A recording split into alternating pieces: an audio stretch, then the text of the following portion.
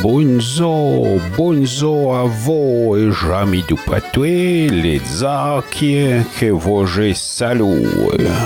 Sei animato di Radio Arpitania e sei una sorta d'animato sulla piattaforma d'un Verdon le Bagni per groscia feita da FRIP, da Fédération Romande et Internationale du Patoué, qui organise donc un Verdon les Bagnes sti settembre 23-24 de settembre 2017. Io șeit neanjou de țouge bramen vivente e pe un Verdon l'anșui remarca che la ieca che țouge uto du Patoué uto de Warpitan u franco-provençal.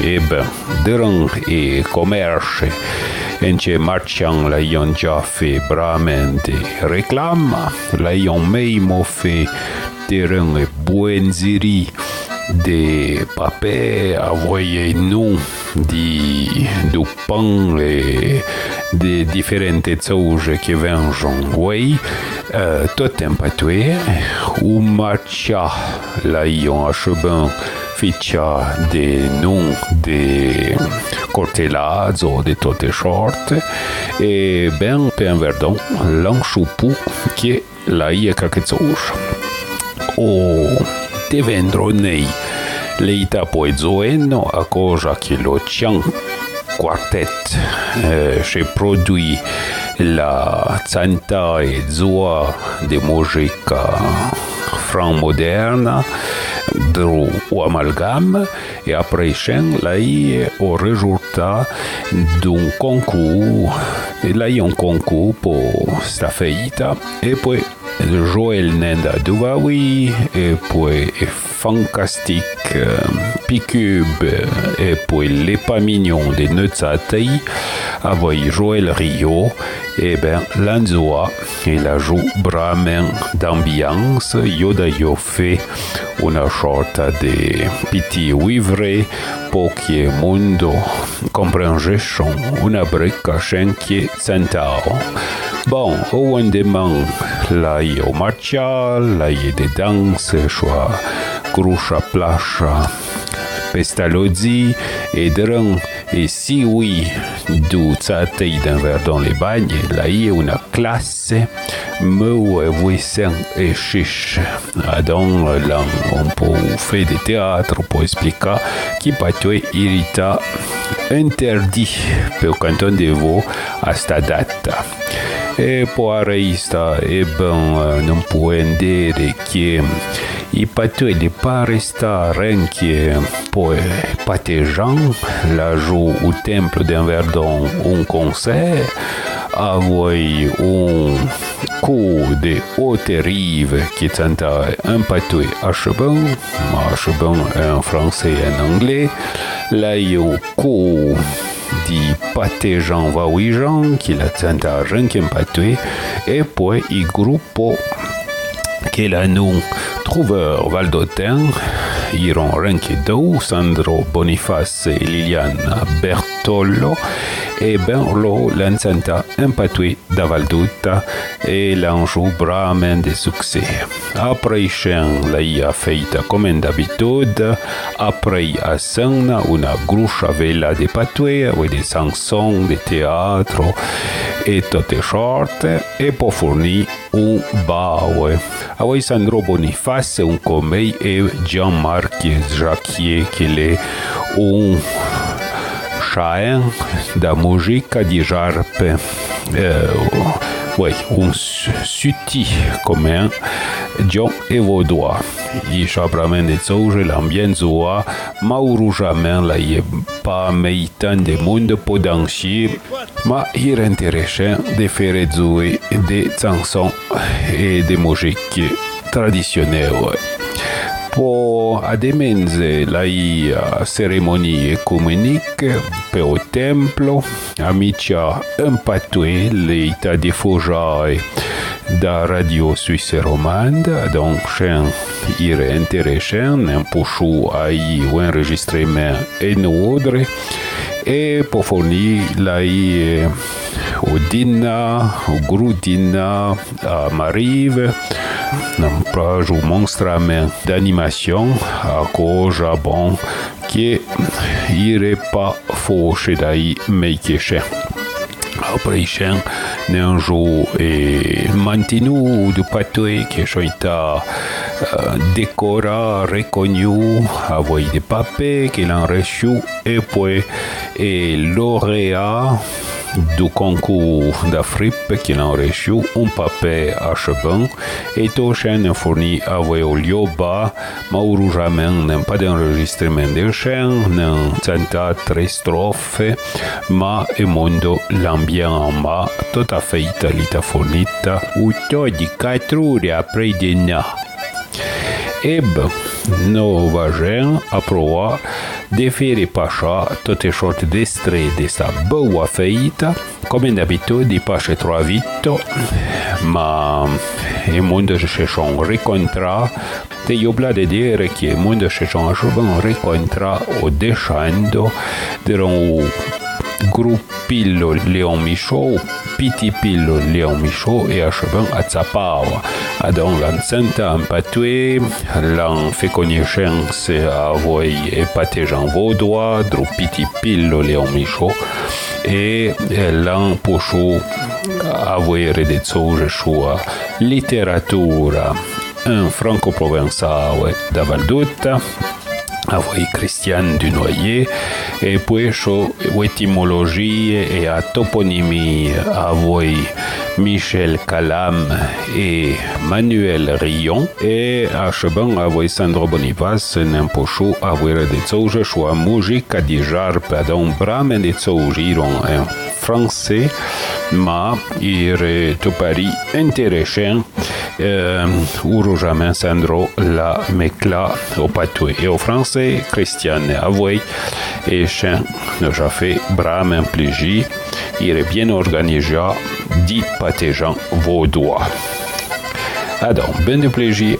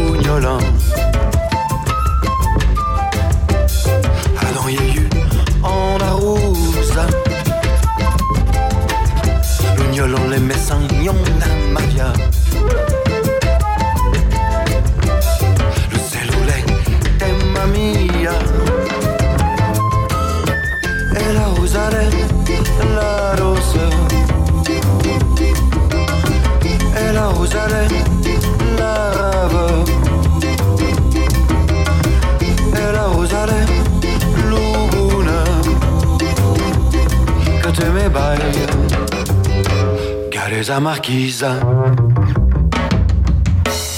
quand les étels ont dégourci l'année, Adam Yehu en arrose, dans l'année yota quoi vous te soleil, les étels sont des mamies, et la rose la douceur.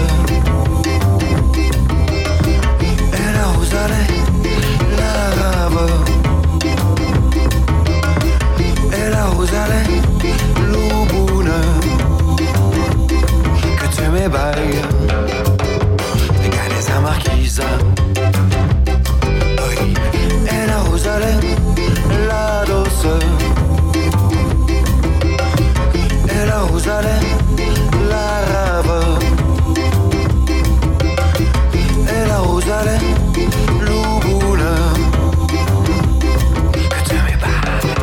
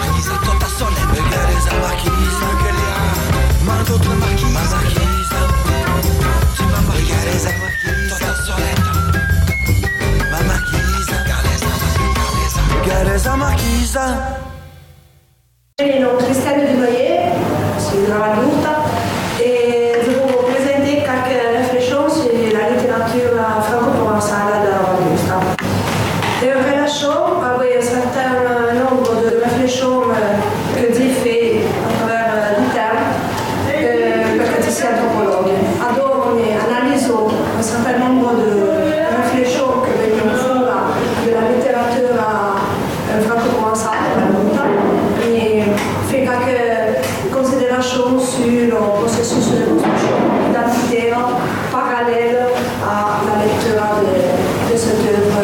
Je commence avec le portrait de la personne bien importante dans le panorama de la littérature franco-provençale, que est l'abbé Jean-Baptiste Serlogne. L'abbé Jean-Baptiste Serlogne a fait une œuvre monumentale. Il a écrit un grand nombre de poésies bien importantes, nobles.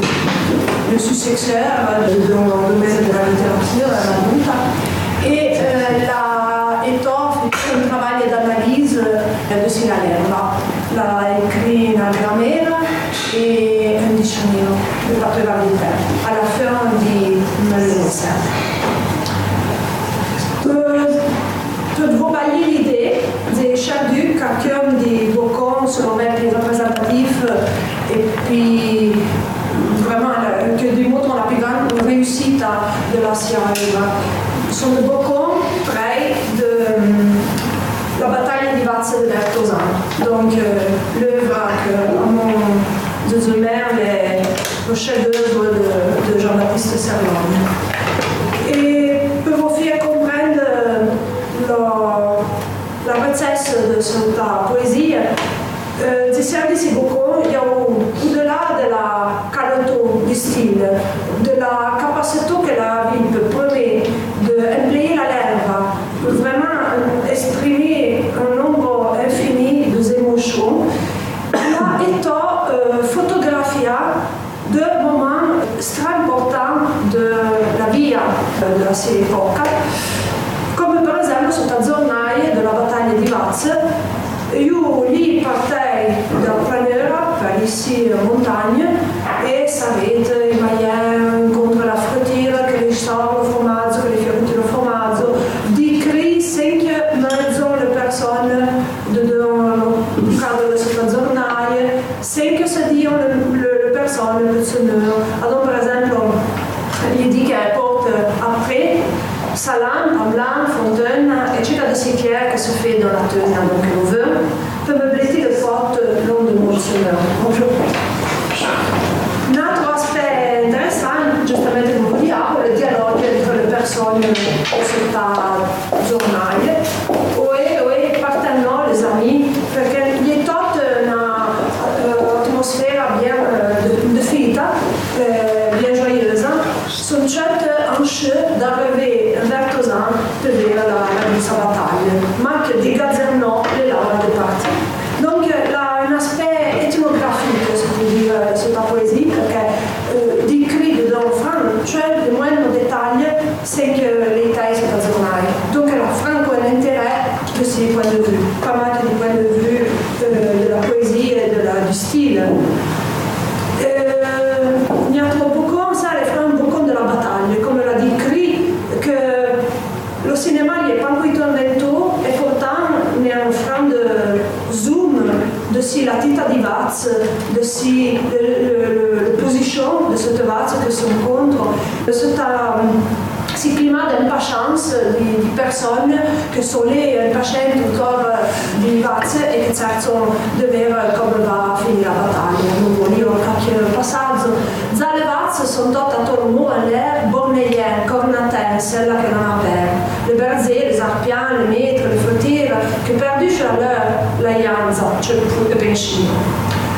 E più bas, attorno al momento della battaglia, quand la reina di Fra s'empare un beau ralin contre le mur ad un crio les serres. Io faisais de gauche, tenait sa tête bassa, faisait impléter le cœur de son itzena grassa.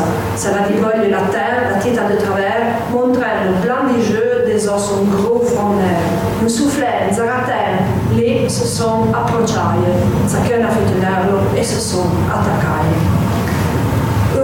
Voilà, donc comme veillade, la France,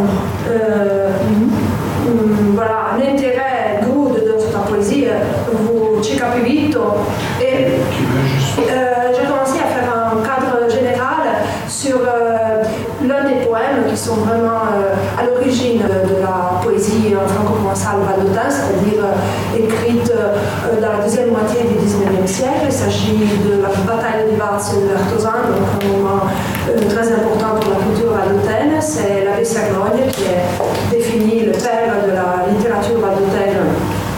Justement parce ça a été le premier qui a vraiment utilisé le franco-provençal pour faire de la littérature. Et la bataille des vaches, c'est bien sûr les combats de reines. Hein. Voilà. Et il a aussi étudié la langue, donc fait un dictionnaire de proto-valdotin et une grammaire. Donc cela pour dire l'importance de ce personnage qui a été vraiment par la suite reconnu comme le père de la littérature franco-provençale à Val d'Aoste.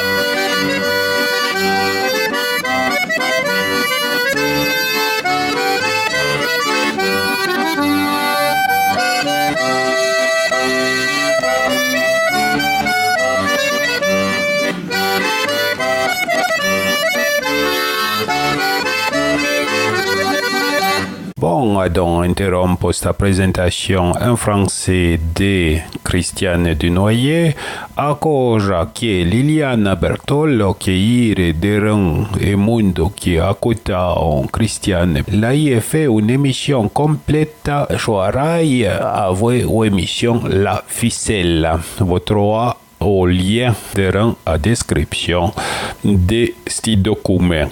Eh bien, il va nous conter au commencement d'avia de sti abbé Serlogne, un patouille d'Avaldutta, et à Chebin, il va lire un poème de lui.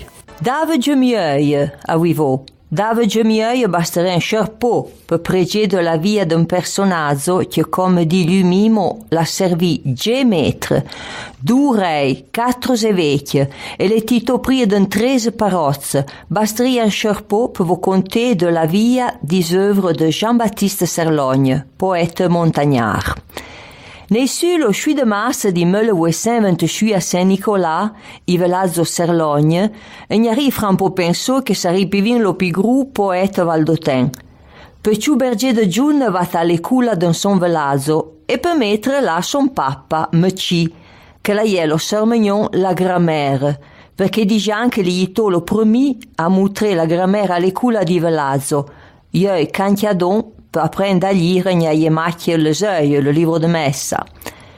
A 11 ans, il mai de septembre di 1837, son papa l'on pon comme ramoneur à un maître qui le porte travailler à Marseille pour gagner quelque chose bon.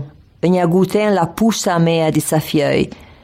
Sur cette période de la vie, Jean-Baptiste écrit un poème qui est publié lui-même dans le 1895 dans le livrette Vie du petit ramoneur, à ton machine que la yetta top 133 livres beau per Milan. À ton la machine, la ripi publia grande part de ses œuvres.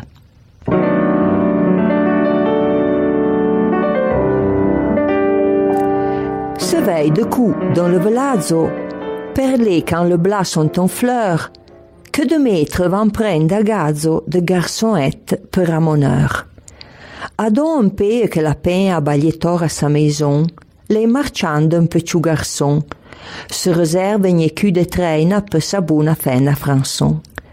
Françon tota de confortaille s'embatta tot le peu trop plein, beté 13 mise bouillaille dans son embresacchio en pleurant. Per émouer son garçon en fita, trevolin va tevri l'arzon, avanza vesta e pantalon, les button s'appuie sur la tita, et puis les fait un zembezon. Le petit, le sensible, obéissant, pas berequin, l'entreprend si métier pénible peut gagner pour mignotin. Tots on va à Marseille, dans le sati du grand seigneur comme une maison des travailleurs, et dessus les, le bon Dieu veille sur ce petit ramoneur. Ces zoutes blanches et colorées sont couvertes d'un air luyant, et la suite sur le parpille montre ce jeu pupelluant. Meuse de ça la suite sa mère du matin tant qu'Annie perdon, trevole à la fraide saison. Se lever au chœur sa mère l'aiderait, viens, tourne à maison. On va passer à la musique des Alpes. Sandro Boniface va nous parler des instruments qu'il a apportés. Il en a apporté une petite collection là-bas. Et il va nous parler de ça à moitié en patois du Val d'Ost et à moitié en français. Donc tout ça, ça va pouvoir vous former l'oreille aussi si vous n'avez jamais entendu le Val d'Ost.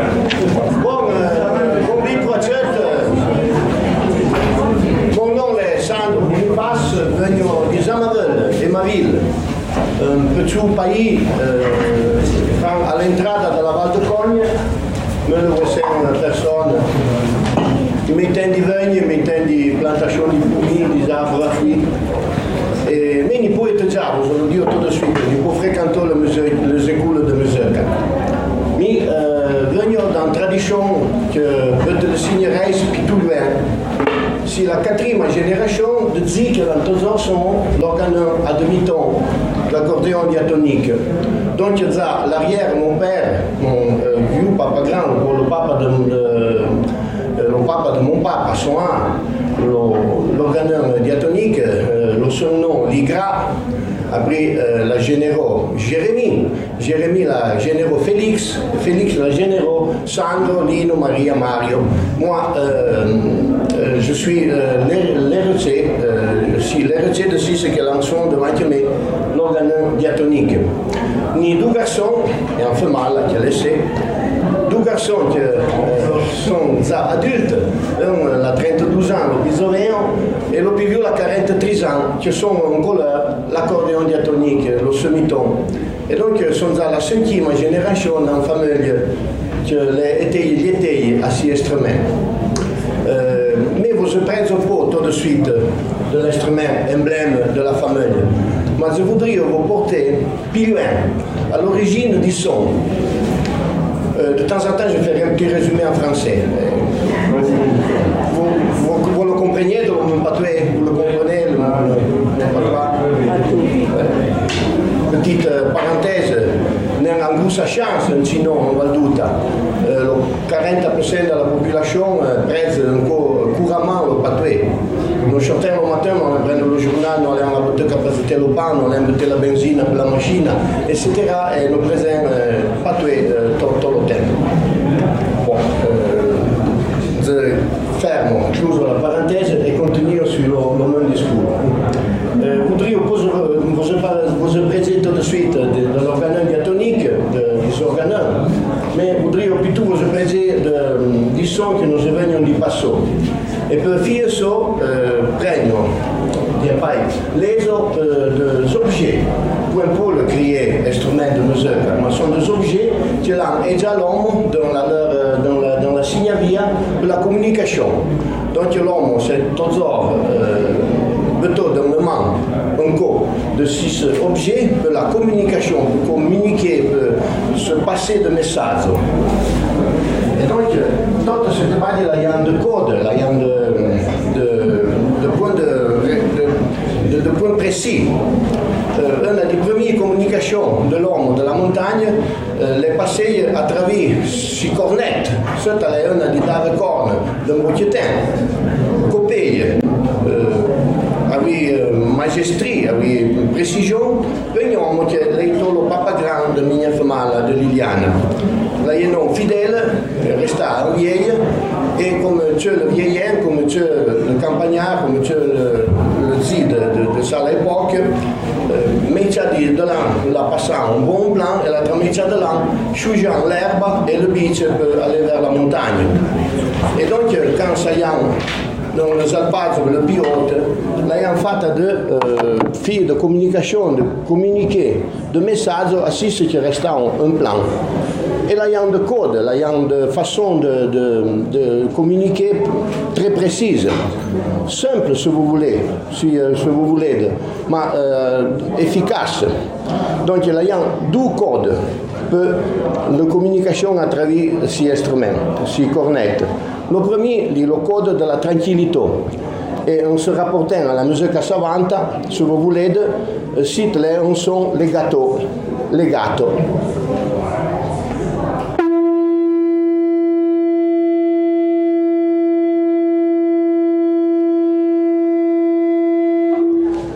Donc tout le monde qui entendait ce son, il savait déjà que c'était le code de la tranquillité, pas de problème. Au contraire, si quelqu'un avait des problèmes donc pour une bête qui était malade, un berger qui était blessé ou quoi, le code de la requête d'aide était celui-là.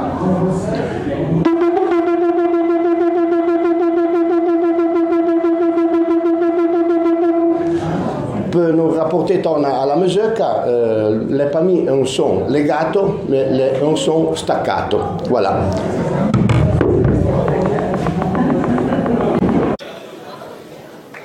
Adon, no Shenarua a fin, a Tsaong Vela, a fin d'Avela.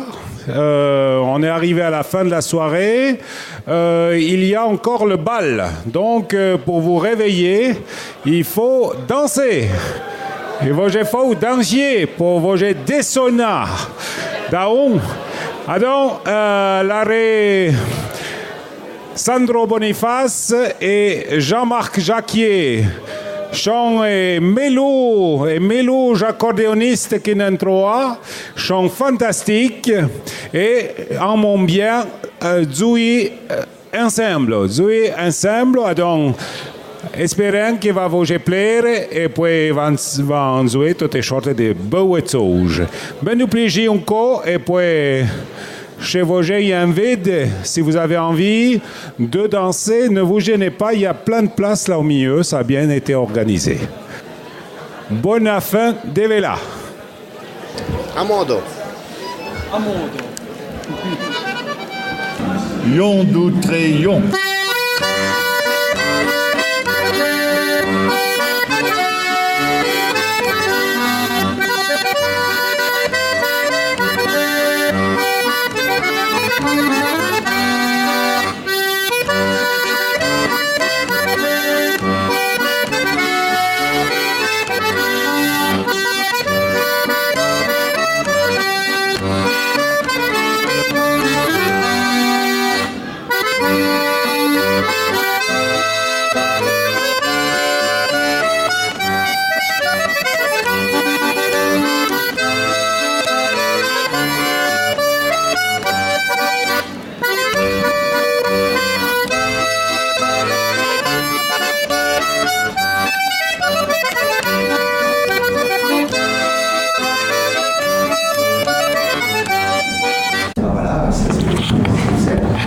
Mais c'est quoi? C'est des horreurs pareilles. Ça rien horrible. Le C, c'est au latin satsu, ça veut dire le rocher. Et puis les branlettes, c'est simplement de l'ail sauvage. C'est soit de la ciboulette, soit de l'ail sauvage, soit de l'échalote. Mais c'est des plantes aromatiques. Donc on a seulement le rocher avec des plantes aromatiques et quelque chose d'extrêmement romantique, alors que si on voit le nom écrit, on se dit, mais voilà, on interprète ça différemment. Alors, maintenant, c'est clair, on va dire, les patoisons, c'est un peu des rigolos qui vont inventer des noms bizarres comme ça. Mais il n'y a pas que ça. C'est vrai que ça peut être des rigolos. Mais il y a des termes qui sont absolument extrêmement scientifiques, même très pointus. Vous avez, par exemple, toujours vers la région de B, il y a la pointe des entraînes. Les entraînes, personne ne connaît ce que c'est. Eh ben, c'est un terme qui, les géologues appellent ça un pli couché. C'est un pli dans la roche dont les deux côtés sont tellement plissés qu'ils deviennent parallèles. C'est comme si on plie une feuille et qu'on aplatit bien. Ça, c'est une entraîne. Vous avez ça dans la roche. Et il y a 2-3 endroits, et effectivement, ce qu'on a là-bas sur place, la nappe des Diablerets, c'est vraiment des plis qui sont extrêmement étirés et tout plat. Donc vraiment, le mot patois, il décrit vraiment très précisément la réalité qu'on voit dans les parois au-dessus de B. Dans la région de Neuchâtel, il y a des endroits qui s'appellent le murgier. Peut-être que vous savez ce que c'est qu'un murgier, pas tout le monde le sait. Mais le murgier désigne seulement un tas de pierres artificielles. C'est pas un tas naturel, c'est vraiment un tas de pierres artificielles, bien rond comme ça. Et moi j'ai fait des fouilles archéologiques dans la région de Neuchâtel. Et bien, tous les archéologues disent « Ah, on a encore fouillé un murgier ». C'est vraiment un nom qui est tiré du patois, mais qui a son usage toujours aujourd'hui et qui désigne généralement des tumulus. Donc c'est des tombes de l'âge du bronze ou néolithique, surtout l'âge du bronze, ou l'âge du fer, qui sont vraiment faites d'un gros tas de pierres artificielles. Donc vraiment, on a le nom patois qui a passé dans le nom de lieu et qui est toujours utilisé par les scientifiques dans leurs publications qui disent on a fouillé des murgiers. Donc on a vraiment une continuité dans l'usage du mot. Maintenant, l'intérêt de la toponymie, c'est pas seulement de comprendre les mots. C'est vrai que c'est pratique parce qu'on a des fois des descriptions de termes, mais également ça nous permet d'avoir une connaissance des langues qui se parlaient dans le passé.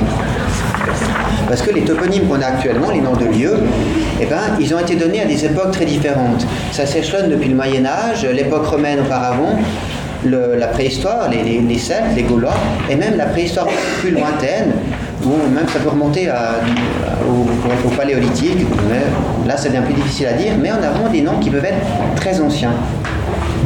Qu'est-ce qui s'est passé justement à sa mort, on va dire, encore plus, bon déjà il était vraiment connu et reconnu déjà de son vivant, mais au moment de sa mort, un bilan a été tiré sur son œuvre et il est passé directement dans la dimension du mythe. L'abbé Serlogne est devenu vraiment un personnage, on va dire, de légende, une référence fondamentale pour tous ceux qui se sont adonnés à la littérature ensuite.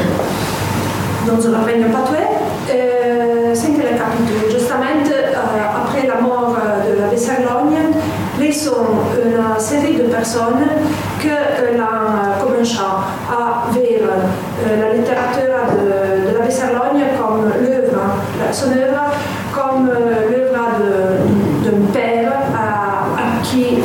vers lequel il fallait de force avancer et le prendre comme modèle pour pousser una fille de littérature.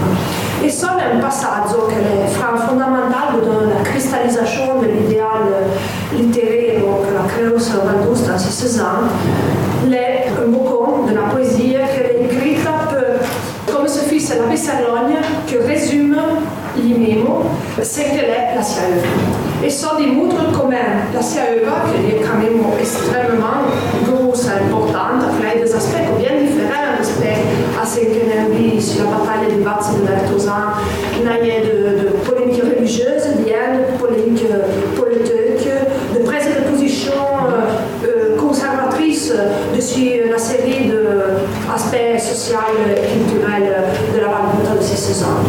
Donc, après, bon, tant de discours officiels, de littérature bien de cérémonie. Donc, la littérature, l'œuvre bien grosse de l'abbé Serlogne, l'État est résumé de cette façon. Zitzanta, le travers, le Zan, le bouc, le mont, le rue, le Vaz et la bataille, la vie du pauvre paysan et le conte di Bau, et la rue di Soagne, l'antiocafoué de notre zen. Vediate che so le bien prozzo il bouquin che avait déjà devant, c'est-à-dire la bataille de Vaz de Vertozan, mais c'est de ces résumés, surtout de la nature valdotena, de la montagne, donc du travers du Zan, du bouc, du mont et du rue, et après de ces aspects ethnographiques bien importants, du Vaz, de la bataille, du pauvre paysan, du conte di Bau, du Soagne et de l'antiocafoué di Montrezet. Et dès cette déclaration d'intention, les suivi bien la littérature de Tolomel et Lucerne, sauf, bon, évidemment, Cachet-Séchon, mais un grand filon l'a suivi vraiment ce résumé de la poésie, de comment elle était interprétée l'œuvre de l'abbé Serlogne. Et a donc un résumé de cette façon que ce sont le point fort de la poésie valdotena dei Serlogne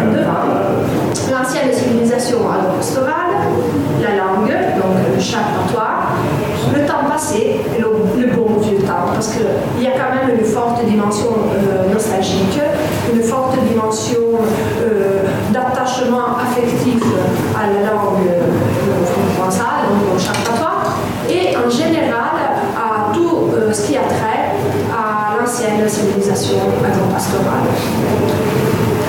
C'est un filon vraiment fécond, je vous ai dit, qui a commencé donc comme ça, avec énormément de poètes qui ont écrit des œuvres très variées, mais en restant très fidèles à ces thèmes.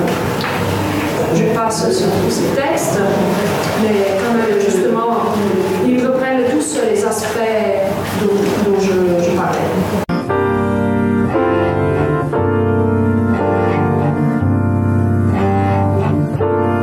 Voudrais offrir honneur à ta vieille maison, mais pour moi, il n'y a pas mis de raison. Pour moi, elle est trop grande, pour moi, sont trop lourdes les portes. Voudrais offrir honneur à ta vieille maison, trop loin le solan de la crotte. Per me pas mi renche pretei cica de son vieux plaisir. E leghe di vuol tot ancora per la vuille e le vazze. E se veniamo di curti la gnaie de tante saison. Voudrais offrir honneur à ta vieille maison. Si nous trabro, un codret, son gros le gnau di greffo. L'anzuiai più viu a les arzeneie e la seia muenta di salon.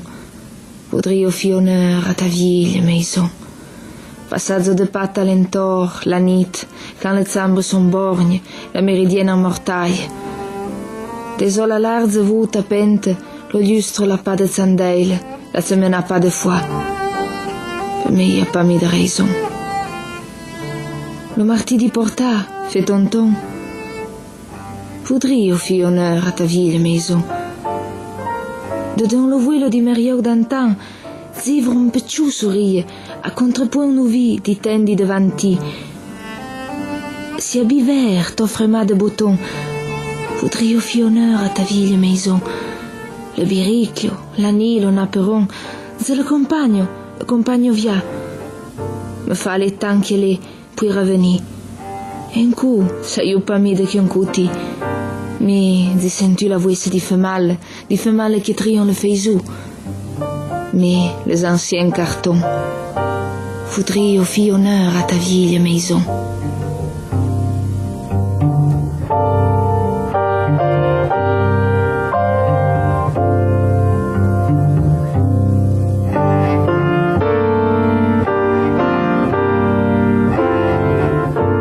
Je voudrais faire honneur à ta vieille maison, mais désormais pour moi il n'est plus de raison. Pour moi elle est trop grande, les portes sont trop lourdes. Je voudrais faire honneur à ta vieille maison. Il me faut trop marcher de la cave au grenier, et je ne trouve plus quelque chose qui m'offre l'ombre du vieux plaisir. L'eau du bassin est encore pour les lessives et les vaches, et je reviens du jardin, las de tant de saisons. Je voudrais faire honneur à ta vieille maison. Sur notre arbre encore droit sont gros les nœuds des greffes. Il joue au plus ancien avec le noir des coffres et la noire tendue dans le salon. Je voudrais faire honneur à ta vieille maison. Passage de pâte alentour, la nuit, quand les chambres sont borgnes, le cadran solaire endormi, et sous la large voûte peinte, les lustres est désormais sans feu. Pour moi seul, à quoi bon? Le marteau du portail fait tonton. Je voudrais faire honneur à ta vieille maison. Dans le miroir terni par les voiles du temps, j'ose un pâle sourire, un contrepoint nouveau au temps de mes aïeux. Cet habit vert tout fermé de boutons. Je voudrais faire honneur à ta vieille maison. Les lunettes, l'anneau, le napperon, je les retire, les accompagne ailleurs. Me faut aller jusque-là, revenir. Jadis, je ne savais même pas de quel côté. Mais de la cour, j'entends monter la voix des femmes qui trient les haricots. Moi, mes anciens cartons, je voudrais faire honneur à ta vieille maison.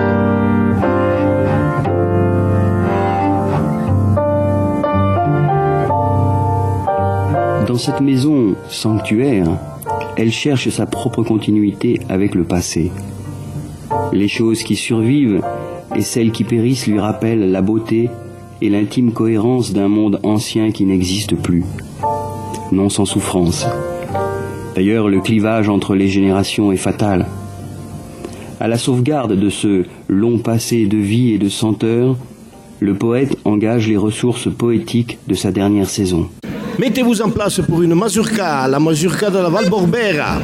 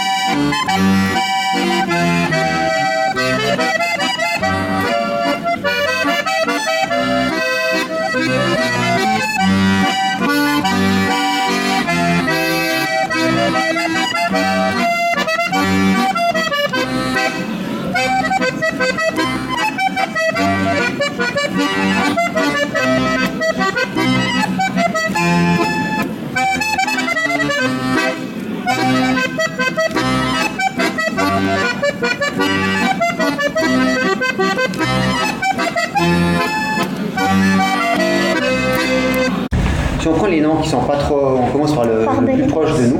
Pardon ?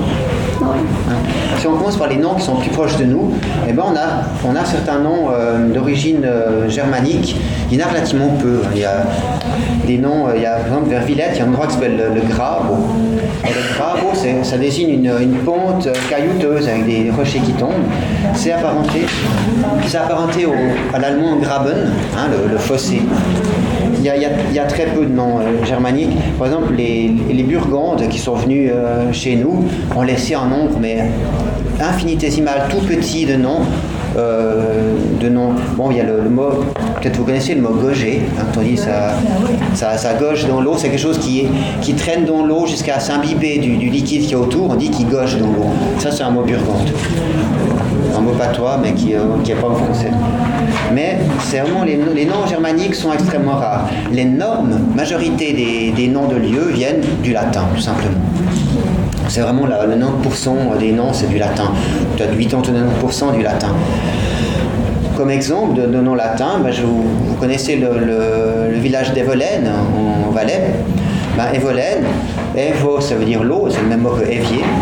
Et puis laine, ça vient de latina. Ça veut dire l'eau latine, aqua latina.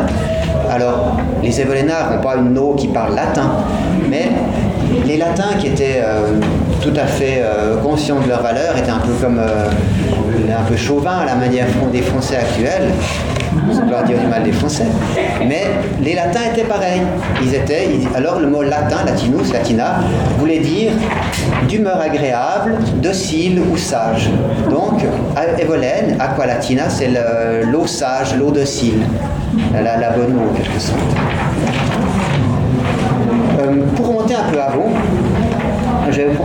avant les Gaulois, avant l'arrivée de Jules César, vous avez tous lu Astérix, on sait qu'on avait des Celtes ici. Comme exemple, il y a plusieurs exemples. Je vais prendre le fameux exemple du Jura bernois. À Crémine, il y a un endroit qui s'appelle les Vèvres. Et les Vèvres, ça vient du gaulois vabero, qui désigne un ruisseau encaissé, qui est suffisamment encaissé pour être caché par les arbres qu'il y a autour. Par Fribourg, il y a les Voivres, des Lévis, vous connaissez peut-être. C'est également le même nom qui est gaulois que vabero, qui désigne un ruisseau encaissé. Plus amusant, ceux qui sont allés à Berne, qui sont allés au zoo, vous connaissez, il y a un très joli petit zoo à Berne qui s'appelle Dahl-Hölzli.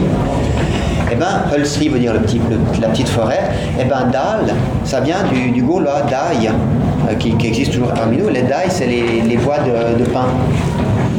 Donc on a un mot gaulois qui a été transmis au latin Et puis une fois que les Suisses allemands sont venus chez nous, là c'est mon collègue qui va s'en parler tout à l'heure, eh ben, ils ont souvent germanisé des noms plus anciens.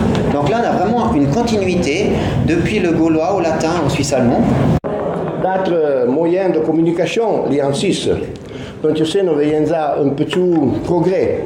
Il n'y a pas mis l'unique borne de cornette, mais quand on a ça, bateau, greffo, bateau c'est à la pointe de ces cornettes, un petit pliro, une embouchure, un pliro, un news donc.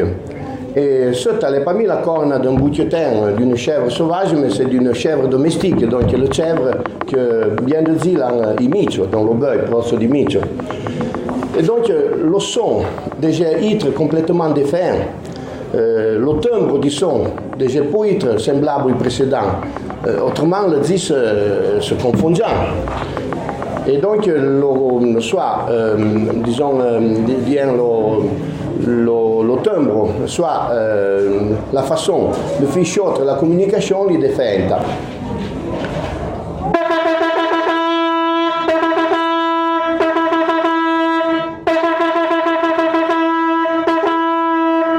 Donc un son plus poignant, un son plus précis, un son qui a la magazine capillaire du précédent, si vous voulez.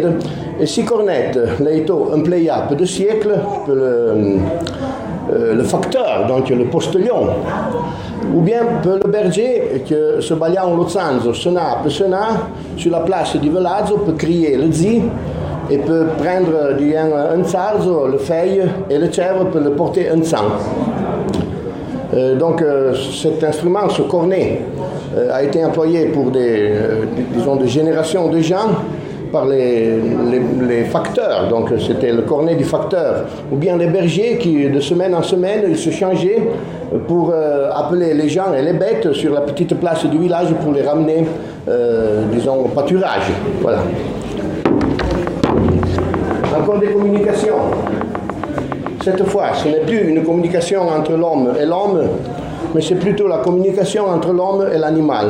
Dans ce cas, l'homme et la vache. Vous savez que vers la fin de l'été, comme on est en train de passer maintenant cette période, les vaches ils sont au sommet des pâturages, ils sont en 2004, 2005, ils sont au pied des glaciers. Et donc de temps en temps, il y a le temps il change souvent. Et donc, pas toutes les vaches, souvent, ils suivent le restant du troupeau. Quelques-unes, ils se détachent du troupeau. Le berger qui regarde ça, qui observe tout ça, au lieu d'employer la voix et pour appeler ses animaux, qu'est-ce qu'il fait? Ils emploient un cornet de ce genre qui rappelle un peu la voix des vaches, voilà.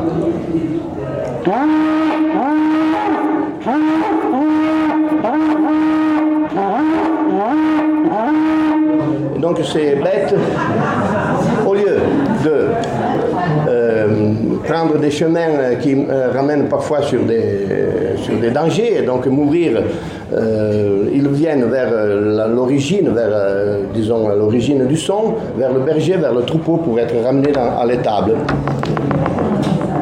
Encore des communications, cette fois plus musicales.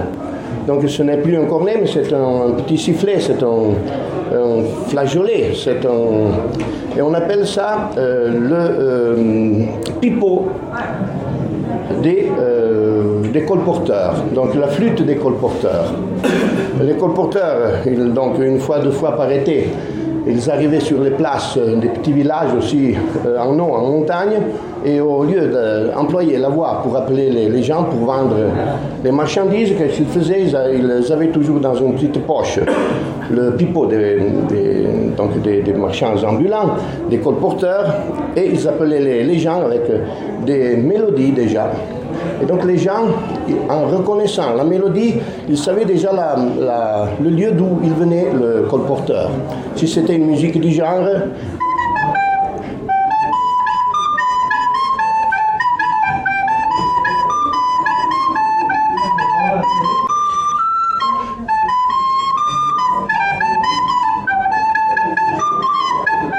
ils savaient déjà que le colporteur il venait ou directement de la plaine du Val d'Ost ou bien du voisin Piémont, c'était une mélodie plutôt connue.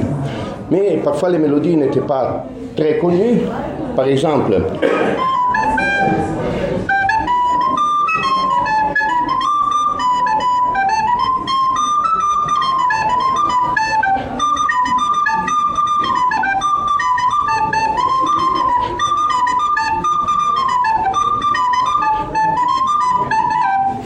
toutes sortes de styles différents. Et donc, les gens, ils reconnaissaient le style musical et ils savaient que ce colporteur, il venait de pays plus loin.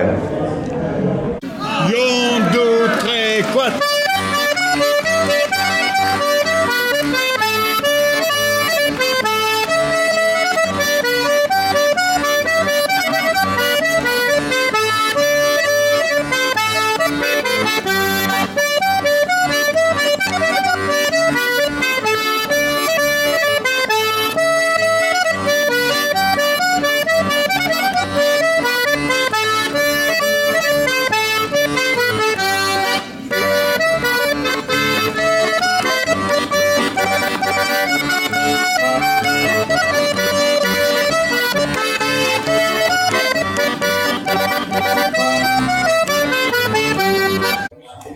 Bon, bah, tiens, on a commencé. Bonjour, on va vous présenter les éditions Arpitania, qui ont une maison d'édition spécialisée dans le livre, de l'orthographe de référence de Dominique Stich. Donc, il y a notre livre, qui y a la retranscription d'un livre du 19e de Pierre Duplay, qui s'appelle Le Panorama de Saint-Thièvre, qui présente Saint-Thièvre, Saint-Étienne, d'où c'est part, Saint-Thièvre la Vole, mais Asbin, aux habitants. Et au champ d'histoire, il y a tout un pan de l'histoire de Saint-Thièvre qui se trouve dans le livre. Ce qui est intéressant, c'est que Duplay, il y a un auteur qui a été oublié. Surtout dans la communauté franco-provençale de l'Arpitan, il n'y a pas grand monde qui connaît Saint-Thièvre, parce que les auteurs de Saint-Thièvre après de ça. Donc on a voulu rendre accessible à cette transcription NORB l'auteur de Saint-Thièvre. On a proposé d'avoir un accès à la version originale sur le site web de Médiathèque de Saint-Étienne. Dans ce locule, on trouve la version originale, les comparants. Et après, ce qu'il y a fait pour le rendre franc accessible, il y a un putain en marge de synonymes de l'humour qui sont compliqués ou qui sont francs de la région pour il y a une dimension de tout le là de notre espace de ligne et de culture qui permet d'arriver d'une autre région et de pouvoir rentrer dans le texte sans passer par une autre ligne exotique. Mais tiens. Et parler du français. Mais tiens, donc, ce principe il est le même qu'on a appliqué à tous les livres qu'on a sortis, tant qu'à donc, on a d'Imavi, il y a de romans, contemporains, et il y a un travail de transcription de livres en chien, mais on se pense qu'il y a Asbin Apartheid avait toute une gamme de livres qui proposaient un accès à une culture Asbin contemporaine, mais Asbin en chaîne. Et l'utilisation de l'ORB permet de lire de manière simple, c'est avec faute de rentrer la phonétique du quart, donc le livre a été écrit. Après, au chai, l'idée de l'outil de récupération linguistique, que Saint-Thièvre est une ville qui a gardé son par-là pendant un bon moment, et qu'il y aura des morts de francs de vestiges au le français régional, et qui sont pour nous autres des portes d'accès, de passerelles pour tourner à la ligne. Et donc, il y a une des raisons qui nous tient à cœur d'un coup livre et sa fonction d'outil pédagogique pour tourner à la pratique linguistique normale, enfin actuelle de toute la population. Et donc, l'État Sanza ouvre l'idée d'outils de récupération linguistique.